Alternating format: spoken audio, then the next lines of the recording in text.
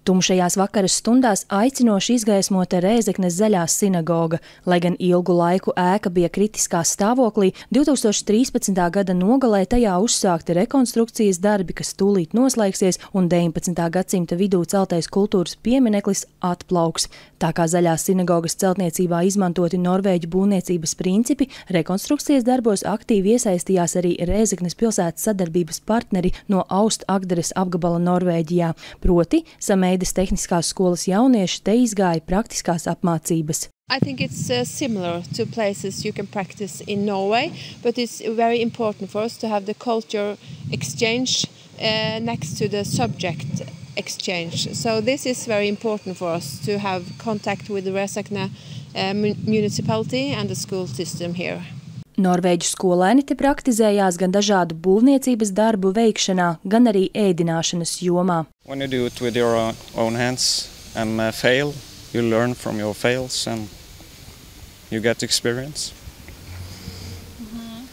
I think it's very good to get experience from here and everywhere, so you can take that with you and in work in the future. It's very important. We get or we need to have it because we're going right out to work after 2 years. We're going to be practicing Yeah.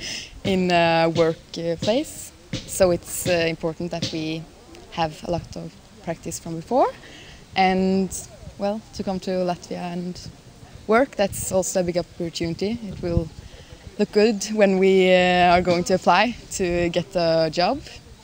Biežās prakses arodu izglītībā ir veids, kā Norvēģijā bezdarba problēma tiek risināta jau pašā saknē, jo šeit skolēni darba tirgū ieiet ar gana lielu profesionālo pieredzi, kas gūta vēl skolas laikā praktizējoties reālā darba vidē. We try to have as much as possible. During school time, Norwegian students first go 2 years at school and then 2 years for practical skills. During the school times, we try to get them out to companies as much as possible, like the ones here, to gain experience, so that when they finish the 2 years of school time, they would easily get a practical place, an apprentice place afterwards for the 2 last years of their education. Ja Norvēģijā mācoties profesionālās ievirzes skolā, prakse reālos uzņēmumos aizņem pat vairāk nekā pusi no mācību laika, Latvijā jauniešiem ilgāk sanāk sēdēt skolas solā, un darba tirgū viņi ieiet mazāk pieredzējuši. Ja jaunietim pēc skolas beigšanas neizdodas atrast darbu, talkā nāk Eiropas Savienības sociālā fonda projekts Proti un dari. Proti un dari ir jauniešu garantijas projekts, kurš palīdz atrast pašvaldībās un aktivizēt, motivēt jauniešus, kas nekur nestrādā konkrētajā brīdī, nemācās un nav iesaistīti nekādās citās sabiedriskās aktivitātēs. Projekta ietvaros katram jaunietim būs piesaistīts viens mentors, kas palīdzēs viņam iesaistīties projekta aktivitātēs, palīdzēs viņu motivēt, uzmundrināt, iedrošināt, veikt pozitīvas pārmaiņas savā dzīvē. Pirmkārt, ar katru jaunieti individuāli strādās, tā līdz ar to ņems vērā katra jaunieša vajadzības, problēmas, kuras mēģinās risināt. Viņam būs iespēja arī izmantot speciālista pakalpojumus, piemēram, tādus kā psihologs vai karjeras konsultants. Projekta dalībnieki varēs pieteikties sabiedriskajās aktivitātēs, brīvprātīgajā darbā vai iziet īslaicīgu praksi kādā uzņēmumā, lai saprastu, kā notiek darbs izvēlētajā jomā.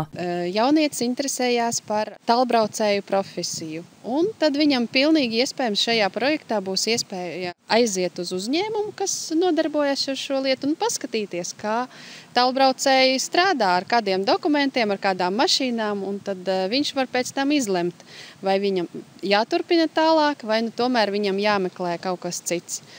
Projekts vērsts uz vismazāk aktīvāko sabiedrības daļu, un tajā vienopus iesaistījušās visas Latvijas pašvaldības.